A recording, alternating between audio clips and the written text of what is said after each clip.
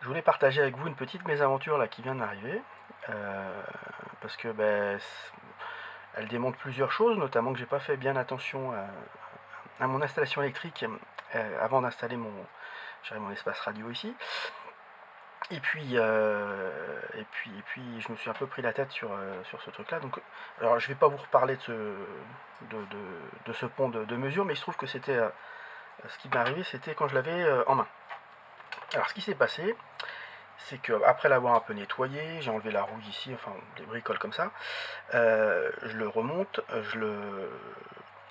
je vais pour refixer les boutons, parce que j'ai nettoyé juste derrière, j'ai pas encore nettoyé les boutons en eux-mêmes, mais je voulais les remettre parce que j'avais envie de passer à autre chose. Je prends le premier tournevis qui me tombe sous la main, c'est celui-là. Donc ça, qu'est-ce que c'est? C'est tournevis, j'ai toujours considéré que c'était un peu un gadget, parce qu'avec un voltmètre, bon, on se débrouille très bien, mais bon, j'en ai quand même un. Il y a une petite ampoule au néon dedans. Si je me trompe pas, c'est une ampoule au néon. Et une résistance ici. Et puis ici, vous avez un contact. Alors voilà, il y a notamment cette partie-là qui fait bien contact. Et donc en fait, l'idée, c'est que ça vous permet, quand vous le mettez sur une prise électrique, de trouver où est la phase. Puisque la phase, vous allez détecter quelque chose, ça va s'allumer. Le neutre normalement, vous devriez pas l'ampoule ne doit pas s'allumer. Et puis quand on a un voltmètre, c'est encore plus simple, on va mesurer les tensions et puis vis-à-vis de la Terre. Et puis on se rend compte de tout ça de façon c'est beaucoup plus pratique.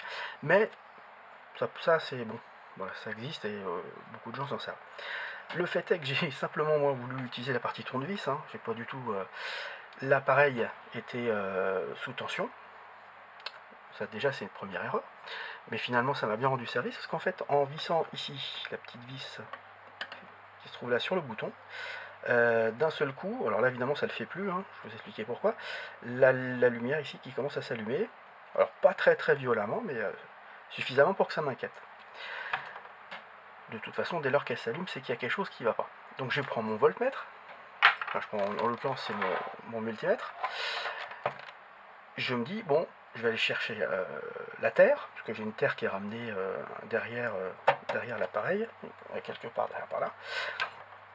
Je clipse une petite pince croco. Ici, je mets mon voltmètre sur je crois que c'était sur cette vis là, enfin bon, après c'est un peu n'importe où sur le châssis, et je mesure 20 volts.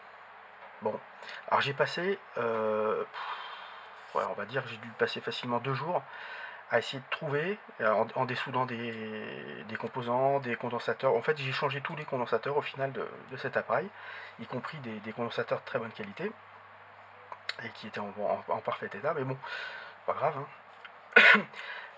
J'ai changé toutes les résistances, même quand la valeur était très légèrement différente. Bon, j'ai dit, oh, je vais. Bon, j'ai vraiment cherché, j'ai démonté certains, notamment ce potentiomètre là, qui est comment dire, qui est en fait un plat bobiné avec je sais plus comment on appelle ça en français, mais bon, un, c'est un potentiomètre bobiné, quoi. Bref, c'est pas très important. Mais je l'ai ouvert, je l'ai nettoyé, je l'ai refermé. Bon, toujours pareil. À un moment, je me suis dit, c'est quand même louche. Donc j'ai fini par débrancher l'appareil. Et j'ai tout simplement été chercher, vous voyez, la terre qui est ici. Ça, c'est ma sortie de transformateur d'isolement. Donc ça, de l'autre côté, il y a un transformateur de 220-220. Et ça, forcément, pour moi, c'est à la terre. Enfin, c'est à la terre électrique, c'est-à-dire la même chose sur la prise électrique en bas. Donc, bon, pas de problème, je mesure, je prends simplement le tournevis, hein, je fais exactement la même chose, et quand je le mets ici, ça s'allume. Après, j'ai pas cherché à mesurer, dès lors que ça s'allume, pour moi, il y a un problème. Bon, là, c'est beaucoup plus sérieux, ça veut dire que ça vient pas de cet appareil, donc déjà, voilà, l'appareil, on peut le ranger. Je vais l'enlever d'ailleurs, parce que, au bout d'un moment, on la passe.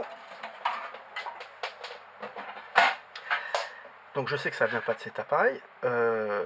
Donc ici, j'avais une masse pareille. Bon, de toute façon, tout est relié au même endroit.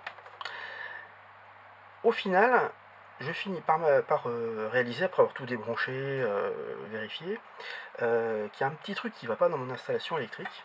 Et alors je vais essayer de mettre un truc. Finalement j'aurais peut-être dû laisser le Paco, je vais mettre ça. J'ai essayé de vous représenter ici la pièce dans laquelle je suis. Alors, ici c'est mon établi. Là j'ai une prise, là j'ai une prise, ici aussi, et ici aussi. Donc j'ai 4 prises. Et ici il y a un plafonnier. Jusque là, bon, rien d'extraordinaire. Donc, j'ai fait la même vérification sur les 4 prises. Surprise, ces deux-là, aucun problème. Il n'y a pas de... Bon, l'ampoule ne s'allume pas, j'ai pas de tension particulière, enfin, rien d'extraordinaire. Je coupe le disjoncteur pour la pièce, je vérifie que effectivement les 4 prises, ça s'arrête bien, il n'y a plus de courant. Bon, le plafonnier fonctionne toujours, ce qui est normal puisqu'il n'est pas sur le même, sur le même interrupteur, enfin sur le même disjoncteur. Jusque là, pas de problème. Donc je commence à démonter cette prise. Je trouve un fil rouge, un fil bleu, hein, une phase neutre, enfin comme d'habitude, un fil de terre. Bon. Et donc je vois ça comme ça, pouf. La terre, je vais la mettre comme ça. Donc je vois bien ici 3 fils qui partent vaguement par là. Donc je me dis, bah ici, qu'est-ce que je vais retrouver? Je devrais retrouver le fil ici qui est relié à son équivalent sur l'autre prise. Je devrais ici retrouver la même chose, hein, donc phase neutre, et puis je devrais retrouver une terre. Et puis, comme on essaye d'être logique, on se dit forcément le courant il arrive bien de quelque part, donc je devrais retrouver ici la même chose, ici, ici, et ici. Alors le truc en réalité c'est que j'ai bien ici l'arrivée électrique, ce qui est normal, hein, parce que sinon le problème il se poserait même pas du tout. Par contre j'ai pas du tout de fil de terre qui arrive là. Et alors c'est assez frappant parce que le précédent propriétaire qui est électricien électricien automobile, bon, mais ça change pas que le fait qu'il doit savoir comme ce que c'est qu'une terre, a refait l'installation électrique. Il a bien branché ici une terre, mais ici en fait, en cherchant, j'ai fini par comprendre que les fils arrivaient, bon, il y a un boîtier quelque part par là, et en fait les fils qui passent ici, il n'y en a que 2. Il n'y a pas de terre. Donc au lieu de retirer un câble, ou de le faire tirer par un électricien, bah, il s'est pas emmerdé, il a branché la phase de neutre, et ici, il n'y a rien. Donc forcément, moi, comme je suis vachement malin, j'ai installé mon installation ici, et donc tous mes postes, tout courant, mes trucs, mes machins, tous les trucs à lampe, je travaille là-dessus, sur cette prise qui en fait n'a pas de prise de terre. Donc bah, depuis j'ai trouvé une solution, hein, tout simplement j'ai débranché mon installation et pu brancher sur cette prise électrique, j'ai mis une rallonge sur celle-là en attendant, et puis après bah, on va régler ça de façon plus définitive. Et effectivement là j'ai plus de problème, hein, j'ai pas le problème que j'ai rencontré tout à l'heure. Alors, première chose que je peux en tirer comme leçon, c'est que quand j'ai installé ça ici, la première chose que j'aurais dû faire, bah, c'était de vérifier que la terre, électriquement parlant, c'était vraiment une terre et pas juste un bout de fil qui se baladait dans le mur. Parce que c'est exactement ce qu'on a. Hein. À un moment, j'ai cru qu'il y avait peut-être un domino quelque part ou autre, mais non, il n'y a rien. Deuxième chose, ceci, ça a l'air con, mais si je ne l'avais pas eu, je m'en serais probablement pas rendu compte. Un jour, j'aurais travaillé sur un poste qui représentait un défaut d'isolement, n'importe quoi, enfin, dans des circonstances telles que j'aurais très bien pu m'électrocuter. Donc bon, c'est con, mais bon, simplement parce que voilà. Et troisième chose, j'avais prévu, j'essaye de regarder combien coûtent les différentiels 10 milliampères, en me disant que ce serait bien d'en installer un, mais ça sert strictement à rien s'il n'y a pas de terre. Donc voilà, investir dans des trucs comme ça, si c'est juste pour avoir un bout de fil dans le mur, effectivement ça sert pas à grand chose. Il se déclenchera jamais, et puis bon. Il y a quand même une question qui se pose, l'air de rien, c'est pourquoi je mesure entre la carcasse d'un boîtier, là c'est pas une radio mais ça aurait très bien pu en être une, et la terre, 20 volts. Pourquoi? Parce que le schéma tel qu'il est foutu, bon, je vais le faire grosso modo ici, il y a un transformateur. Donc ici, je me souviens plus, mais je crois que c'est du 117 volts.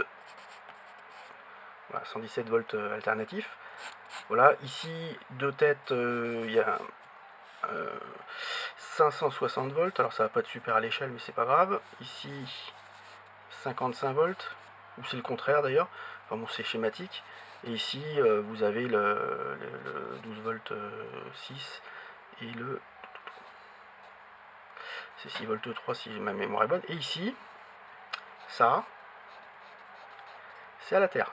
Et alors le circuit fait que bah, forcément il y a, voilà, il y a des liaisons par le biais de condensateurs, de trucs, de machins. Enfin, ça veut dire qu'en fait je mesurais ici une différence de potentiel entre en gros ça et ça. Comment je peux avoir une différence de potentiel ici, parce que c'est relié à rien?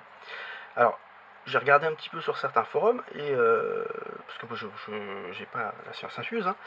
Il y a une possibilité qui me semble plausible, c'est que les fils, le fil dedans, réagissent un peu comme un condensateur et se chargent légèrement. Alors je sais pas, 20 volts, ça me semble beaucoup. Alors j'ai mesuré, j'ai pas dit, mais j'ai mesuré s'il y avait un courant qui passait. Il n'y a pas de courant, il n'y a rien du tout, hein. J'ai essayé sur le calibre 5 mA, j'ai absolument rien. Donc bon, entre la masse ici et la terre là, pour ce qui est logique, hein, parce que ça va nulle part derrière. Mais enfin, ça me paraît logique maintenant. Avec tout ça, je me méfie. Mais bon, voilà, c'est une possibilité. Je sais pas si c'est la bonne. Voilà, en tout cas, chose à savoir, il faut vérifier sa terre chez vous, faites-le, ça mange pas de pain. Et puis voilà, bah, c'est comme ça qu'on apprend. Je suis très content d'avoir attrapé par hasard ce tournevis ce jour-là. Et puis surtout, je suis très content de m'être dit, parce que j'aurais très bien pu me dire, ah oui, bon, ça doit pas être bien méchant. Il y a beaucoup de gens qui seraient, je pense, poser la question dans ce sens-là, qui seraient dit, bon, bah oui, bon, il y a 20 volts, bon. Et voilà, donc je crois que quand on a un truc bizarre comme ça, il ne faut pas hésiter à se poser la question. C'est quand même un problème de sécurité. Et le but, c'est quand même de s'amuser sans risquer de s'électrocuter.